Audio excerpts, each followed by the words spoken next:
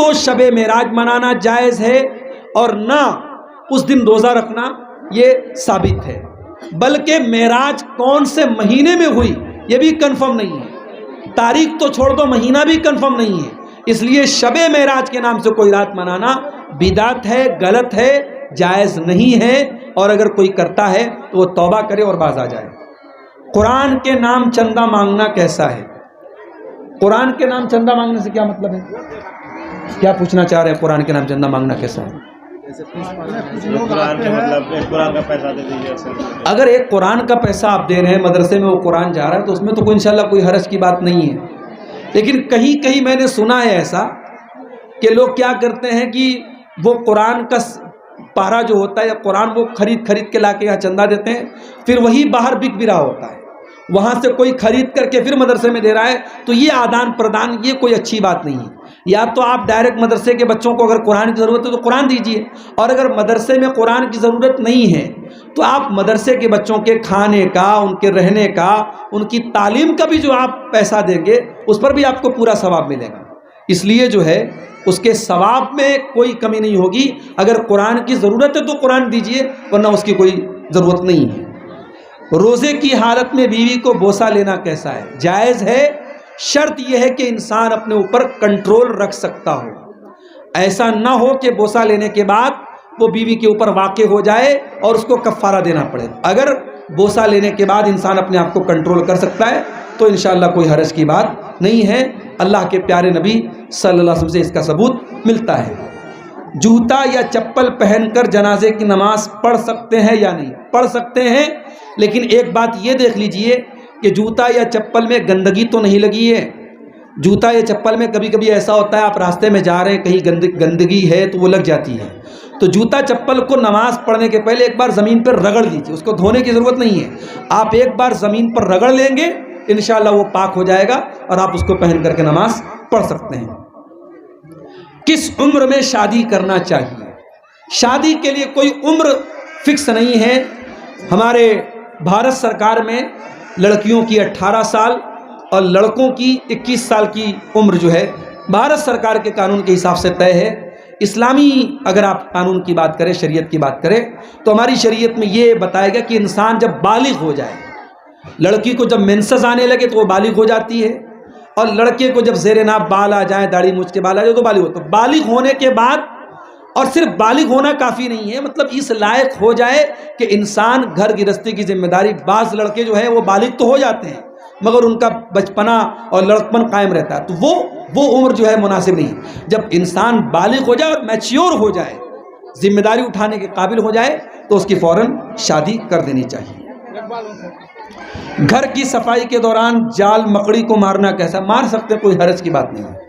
مکڑی کا ذکر قرآن میں آیا ہے، اس کا مطلب یہ نہیں کہ مکڑی جو ہے اس کو مار نہیں سکتے، اگر وہ صفائی ستھرائی میں اگر وہ مر رہی ہے تو کوئی حرج کی بات نہیں، جان بوجھ کے اس کو مت ماریے، لیکن اگر آپ کی صفائی ستھرائی میں وہ مر رہی ہے کیونکہ وہ رہے گی تو گندگی پھیلائے گی تو کوئی حرج کی بات انشاءاللہ نہیں ہے۔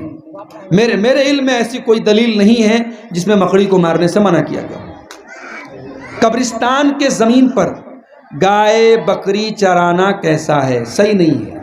قبرستان میں مردے دفن ہیں، وہاں پہ ان کی جو ہے قبروں کے اوپر جب چلنے سے منع کیا گیا ہے تو پھر گائے بکری کو آپ چرائیں گے تو وہ بھی چلیں گی، اس پہ پیخانہ کریں گی، تو یہ بالکل مناسب نہیں ہے۔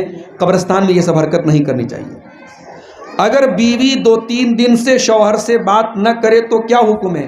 بیوی کو شاپنگ واپنگ کرا تو بھائی بات کرنے لگے گی۔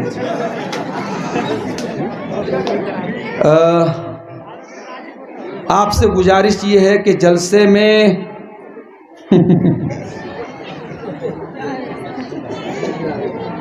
میں جو علماء کرام آتے ہیں، جو پیسہ ان کو دیا جاتا ہے، اس کے بارے میں سوال ہے کہ پیسہ کیوں لیتے ہیں، اور مولوی اور ماسٹر اور نیتا بچہ کیوں کم ہوتا ہے؟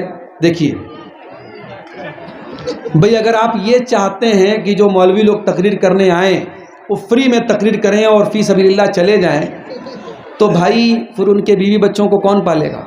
ایک بات۔ دوسری بات یہ ہے کہ آپ یہ جلسہ کراتے، پنڈال والے کو آپ نے چارج دیا، اس سے تو نہیں پوچھا بھائی تو پیسہ کیوں لیتا ہے؟ مائک والے کو آپ چارج دیتے، اس سے تو نہیں پوچھتے پیسہ تو کیوں لیتا ہے؟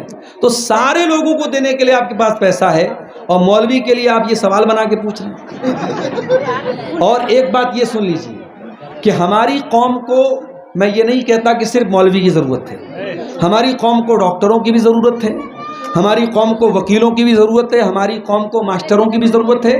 سب ہر فیلڈ میں ہماری قوم کے لوگ آگے بڑھیں، اور الحمدللہ آگے بڑھ رہے ہیں، ایسا نہیں ہے۔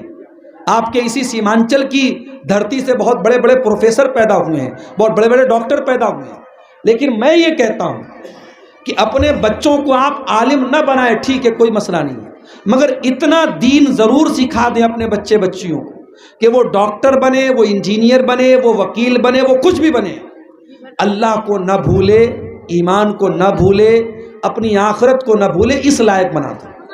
ساری زندگی ایک انسان دین کی تعلیم حاصل کرے اور پھر یونیورسٹی جانے کے بعد جو ہے وہ داڑھی سپا چٹ کر لے اور ایک ٹائم کی نماز نہ پڑھے تو تکلیف ہوتی ہے میرے پیارے صاحب۔ نماز پڑھنا صرف مولانا لوگوں کے اوپر فرض نہیں ہے، ماسٹر کے اوپر بھی فرض ہے۔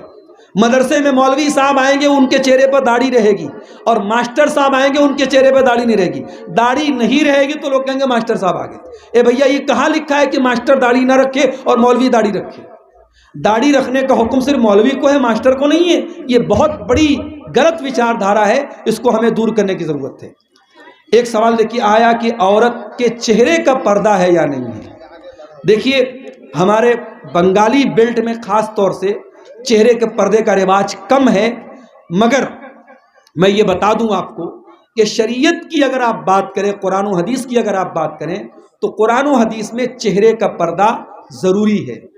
اس مسئلے میں جو مضبوط بات ہے، جو صحیح بات ہے، وہ یہی ہے کہ عورت کو چہرے کا پردہ بھی کرنا چاہیے۔ بہت ایمرجنسی میں ڈاکٹر کے یہاں گئی ہے، اب ڈاکٹر کو دکھانا ضروری ہے، وہاں چہرہ کھول سکتی ہے۔ جہاں چہرہ کھولنا مجبوری ہو وہاں عورت چہرہ کھول سکتی ہے۔ اب ظاہر ہے کہ ایک عورت گھر سے باہر نکل رہی ہے، مارکیٹ جا رہی ہے، شاپنگ کرنے جا رہی ہے یا جلسے میں جا رہی ہے، تو اب وہ نقاب پہن کے جا سکتی ہے، چہرے کو ڈھانپ کے جا سکتی ہے، کوئی مجبوری نہیں ہے۔ تو چہرے کا پردہ کرنا ضروری ہے، مجبوری میں کھولے گی، یہ کھولنا جائز نہیں ہے۔ دیکھیے، یہ ایک بچہ